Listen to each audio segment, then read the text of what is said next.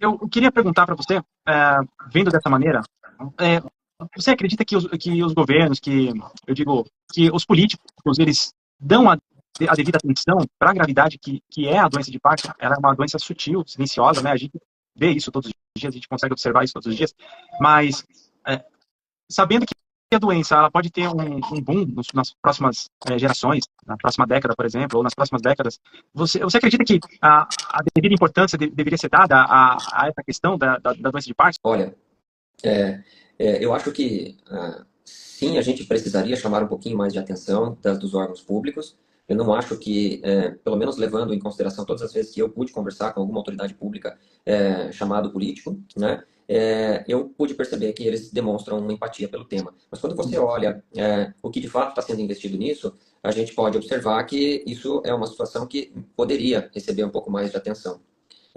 E isso a gente pode observar, por exemplo, o tratamento da doença de Parkinson ela é multidisciplinar. Ela não depende só do neurologista nem do neurocirurgião. Sim. Nós acabamos sendo algumas pessoas numa ponta dessa escala de tratamento, mas quando a gente para ver a melhor resposta do tratamento da doença de Parkinson, ou do paciente com doença de Parkinson, são aqueles que têm um acesso integral multidisciplinar. E isso inclui não só a terapia medicamentosa e também a cirurgia, mas principalmente a fisioterapia, a fonoaudiologia, N profissionais, terapeuta ocupacional, enfermagem, o neuropsicólogo, o psiquiatra, ou seja, da onde eu vim, né, de uma parte da minha formação lá dos Estados Unidos, a gente considerou, a gente fez um gráfico para ilustrar isso, são basicamente 9 especialistas na doença de Parkinson, experts em tratar essa condição. E dentre esses 9, existe o assistente social, que tem um papel extremamente importante na vida daquela pessoa que mora no bairro e que precisa Uhum. de um auxílio para receber a medicação, para receber o fisioterapeuta. Então, se você parar para olhar agora com essa visão, em que o tratamento da doença de Parkinson ele é muito mais amplo do que receber o medicamento, Prolopa, né, levodopa,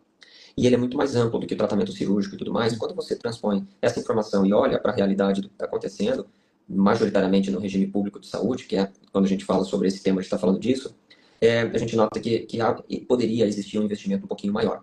Então, quando você considera isso, por exemplo, as sessões de fisioterapia, os grupos de fisioterapia nas unidades básicas de saúde, existem os grupos dos parkinsonianos, existe uma acessibilidade à medicação pelos portadores de Parkinson. Como é que é a acessibilidade ao fonoaudiólogo, ao neuropsicólogo? Então, é simples. É só você abrir o leque aqui para qualquer convidado seu, que vai ser uma resposta muito rápida, né? Poderia ser melhor. O acesso não é tão fácil.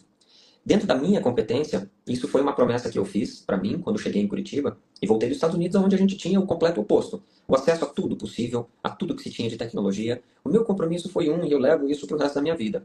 Eu iria e vou brigar sempre para que a gente consiga fazer com que as pessoas tenham acesso ao tratamento médico. Como eu sou